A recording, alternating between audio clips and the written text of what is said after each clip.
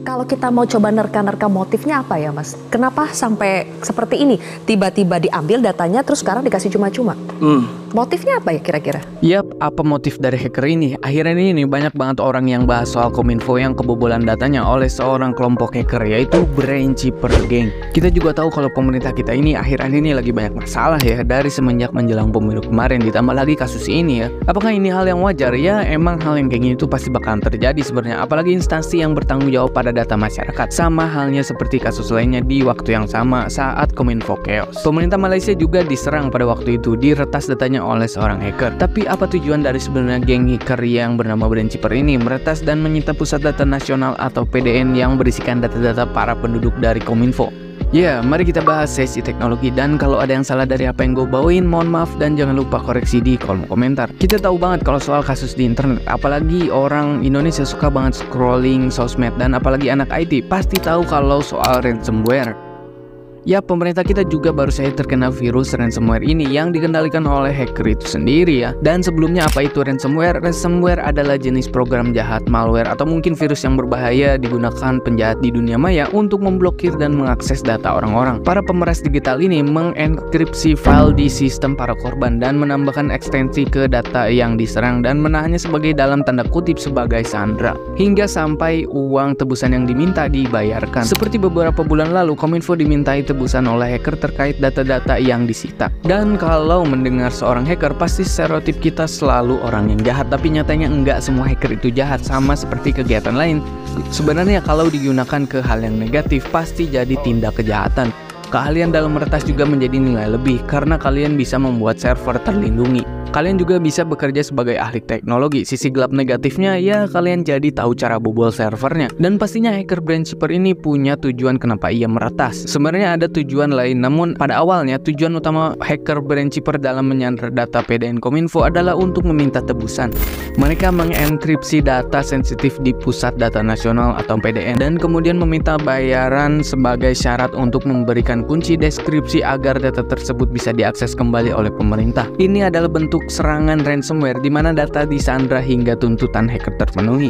Untungnya hacker Brain Cheaper ini juga sempat memberikan kunci deskripsi secara gratis sebagai isyarat niat baik setelah perundingan dengan pihak pemerintah menemui jalan buntu, menunjukkan bahwa mereka dapat mengambil keputusan yang strategis dalam operasinya ya. Ada tujuan lain sebenarnya selain motif keuangan. Tindak peretasan ini juga menunjukkan kemampuan teknis mereka dalam menembus infrastruktur berteknologi tinggi yang memerlukan investasi besar. Dalam beberapa kasus, hacker juga menggunakan serangan ini untuk menunjukkan kelemahan keamanan sistem target mereka. Meskipun ini hanya alasan tambahan di samping motif utamanya yang bersifat finansial. Peretasan ini menjadi pelajaran yang baik. Di sisi lain, pemerintah kita jadi sadar akan pentingnya keamanan cyber dan memperbaiki kinerja dalam instansi pemerintah. Bahkan diingetin ya sama hackernya kalau instansi kita itu sekurang itu gitu loh dalam menjalankan tugasnya, dan bahkan kita diingatkan untuk merekrut orang yang ahli di bidangnya. Peretas juga bilang bahwa Anda dapat menarik kesimpulan sendiri. Jangan percaya pada media, perhatikan hanya mereka yang menepati janji mereka. Ya kalau soal ini reaksinya mau kayak gimana ya? Ya soalnya kita juga kadang geleng-geleng kepala sama janji-janji mereka.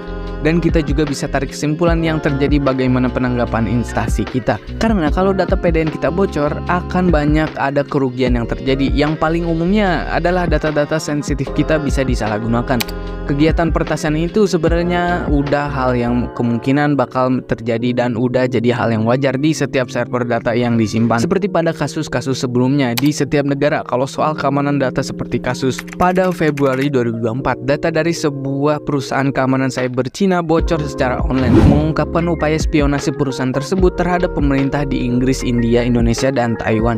Selain itu, Cina juga pernah menempatkan malware dalam jaringan militer Belanda pada tahun 2023. Rusia juga telah terlibat beberapa serangan cyber besar, termasuk kampanye phishing sebagai partai politik di Jerman pada Maret 2024. Selain itu, pada Januari 2024, hacker Rusia mencuri kode akses sumber Microsoft dan mendapatkan akses tidak sah ke sistem internal perusahaan tersebut sebagai bagian dari kampanye spionase terhadap eksekutif senior Microsoft. Cuman, hanya saja yang selalu disorot oleh masyarakat adalah kinerja instansi kita dan responnya ketika masalah ini terjadi. Dan pertanyaan yang paling umum ditanyakan sama orang-orang dewasa adalah siapa sebenarnya orang yang ada di balik kasus ini? Sebenarnya yang namanya hacker juga pasti adalah orang yang tidak diketahui asalnya. Ya namanya juga tindak kejahatan. Jadi intinya nggak mungkin seorang hacker ini tuh terang-terangan memberitahukan dirinya. Apalagi hacker merupakan orang yang jago memanipulasi sistem. Jadi ya susah juga kalau dicari tahu sebenarnya. Cuman lucunya ini kenapa orang-orang yang umumnya adalah para boomer ini selalu menanyakan siapa pelakunya. Apakah orang luar negeri atau dalam negeri? Bro, namanya hacker ya nggak ada yang tahu lah. Menduga-duga juga bukan menjadi solusi. Cari tahu siapa dan asalnya menurut gua juga bukan solusi yang tepat.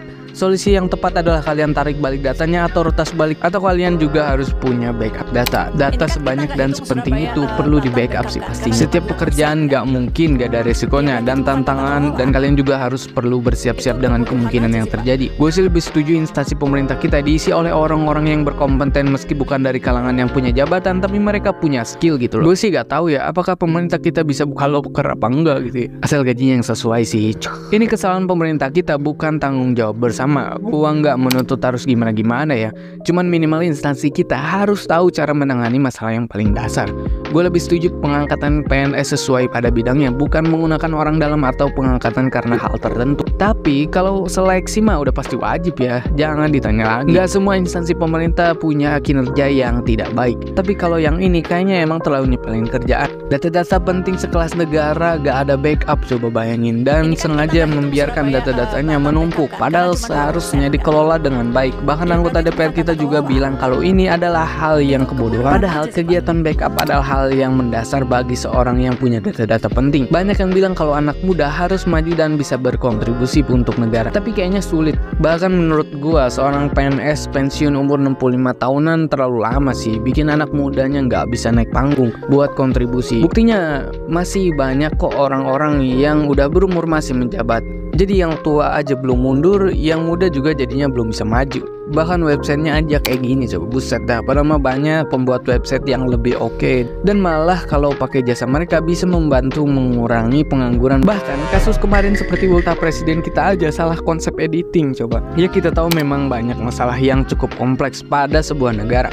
Apalagi kita juga nggak bisa ngapa-ngapain gitu loh. Kita anak muda juga sulit berkontribusi kalau generasi boomer yang memimpin belum mundur atau mungkin mengakui kesalahannya. Bahkan banyak kok yang bilang kalau boomer ini menyebalkan ya. Perlu digarisbawahi, gue nggak memojokkan atau menyalahkan boomer. Yang gue sampaikan ini adalah berdasarkan stereotip masyarakat yang selalu kesal sama generasi boomer kalau soal yang menjadi pemimpin. Dan kita doain aja ya, semoga kinerja pemerintah semakin membaik dan pastinya perlu bertahap dalam memperbaiki sebuah negara. Karena ya bukan hal yang kecil gitu loh. Gitu aja sih dari gua. Kalau ada yang kurang jangan lupa koreksi di kolom komentar. Mohon maaf, saya terima kasih.